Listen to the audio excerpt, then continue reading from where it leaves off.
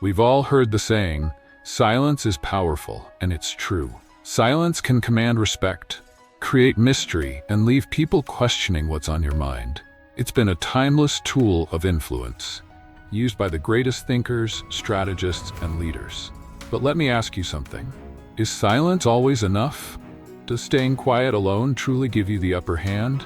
Or is there a strategy, a far more refined and deadly one, that goes beyond silence and into a realm of undeniable influence? Stay silent, and they'll wonder. But wonder fades, and silence, if repeated too long, becomes just another soundless pattern. What if there's something deeper, quieter but heavier? Something that doesn't just confuse them, it controls what they feel. That's where silence ends, and real presence begins. He walks in, and the room forgets how to breathe. No noise, no gestures, no need to fill space, just silence, but not the soft kind. The kind that presses, the kind that cuts without raising a hand. They glance, they shift, they feel watched, not by eyes, but by something heavier. That's what silence does when it's earned. It doesn't beg for respect, it becomes it. Because in a world loud with ego, the man who says nothing owns the air. But silence isn't emptiness. It's the pause before the strike, the calm before the shift. It's the stare that makes someone rethink their joke. It's the stillness that silences the loudest voices, not because of fear, but because they're not sure what you're capable of. And that uncertainty, it holds more weight than any threat ever could. But silence has limits, and the moment they stop fearing it, it becomes just another void. At first, they hesitate, they watch, they wait, they fill in the blanks with doubt, but people adapt to quiet, to stillness, to the absence of sound, and what was once mystery becomes routine. They stop leaning in, they stop wondering, they start assuming, and that's when the shift happens. You're no longer the unknown, you're just uninvolved. There's a danger in relying on silence alone. Use it too often and it turns passive. Use it at the wrong moment and it becomes weakness. Because silence isn't power by itself. It's power when it's rare, when it's sharp, when it's held. But when silence becomes your only move, they learn to fill it, to own it, to dismiss it. And that's when presence must enter. They stop reacting to silence because they've learned how to live with it. But no one learns how to live with presence. Because presence demands. It doesn't ask, it doesn't speak. It just arrives, and the air changes. Not louder, just heavier, like something unseen just sat in the room. True presence doesn't move fast, it doesn't fill space, it bends it. The Stoics understood, power isn't in motion, it's in stillness with purpose. Marcus said, waste no more time arguing about what a good man should be. Be one. Not say, not explain, just become. That's presence. It's the way your feet hit the ground, the way your eyes don't flinch, the way your silence says, I see everything. It's not intimidation. It's something worse. It's the realization that you're not reacting because you're not threatened. And that shakes people more than any word ever could. Presence is power in its rawest form. It's silence with direction. It's the kind of stillness that makes people forget what they were about to say. Because when presence enters, noise leaves.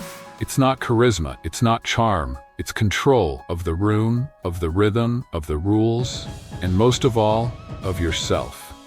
Because real presence isn't loud, it's undeniable. Even when you say nothing, they feel you. They measure themselves against your stillness. And when people feel measured, they adjust. That's power.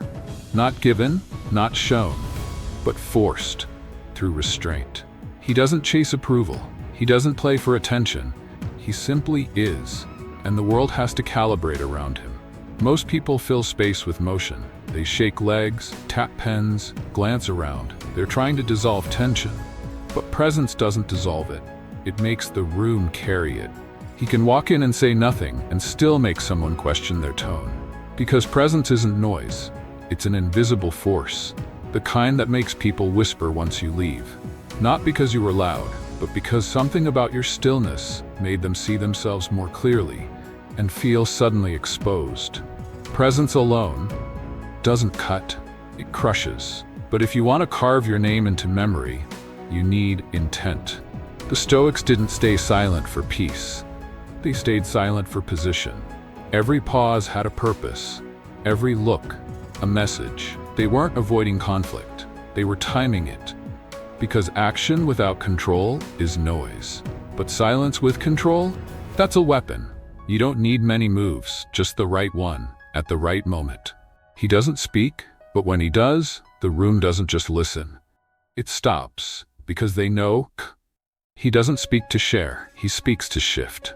One sentence cuts through ego, one glance shuts down chaos. Not because it's loud, but because it's calculated. That's the Stoic blade.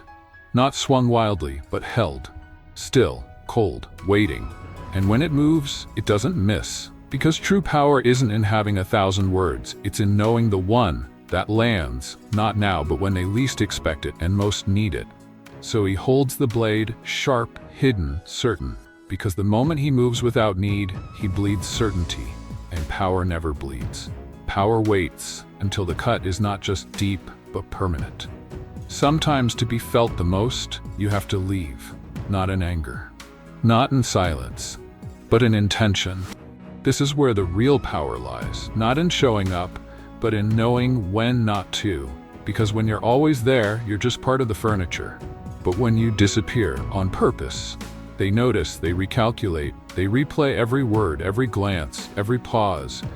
Your absence becomes louder than your voice ever was. And suddenly, you're not missing, you're echoing. That's not avoidance, it's tactical vanishing. The Stoics called it withdrawal.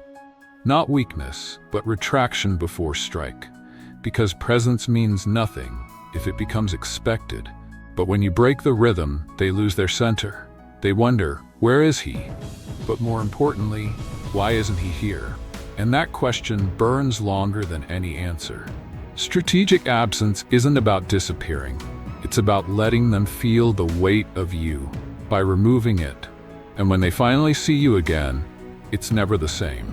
Because distance redefines presence. They no longer see a person, they see a force, one that can arrive or withdraw without warning. And that's what haunts them most. Not your voice, not your face, but the unknown of your return. It starts after you leave. Not when they notice you're gone, but when they realize you're still there, in the back of their mind, in the pause before their next move. That's the ghost effect. You're not present, but your influence is. It lingers in how they sit straighter, speak softer, choose their words with just a bit more care. They don't know why, but something about you still stays. You became a pattern in their perception, not by force, but by design. Because presence, real presence, doesn't vanish when the body does. It imprints. And absence makes that imprint deeper. You didn't just pass through, you carved through. Like wind that never stops. Like shadow in a room with no light. You didn't try to be remembered, you just left in a way that made forgetting feel like a mistake. And that mistake?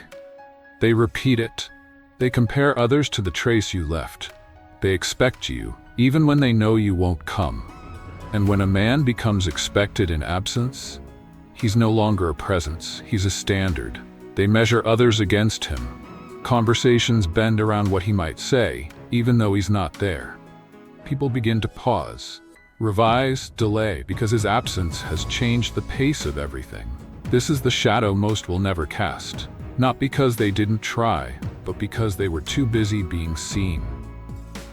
A ghost doesn't need to be remembered, he simply never left. And when presence becomes memory, but memory still changes behavior, you've become more than a man. You've become a rule. Not written, but understood. And the world will move carefully around it. He doesn't speak. He doesn't stay. But they change, because he was there. Not loud, not seen, just felt. And that is how you become unforgettable. Like the weight of a storm that never fell. Like a shadow on the edge of memory. The kind you don't chase, but you never shake. Some men leave echoes. Others leave a shift in the way the world stands.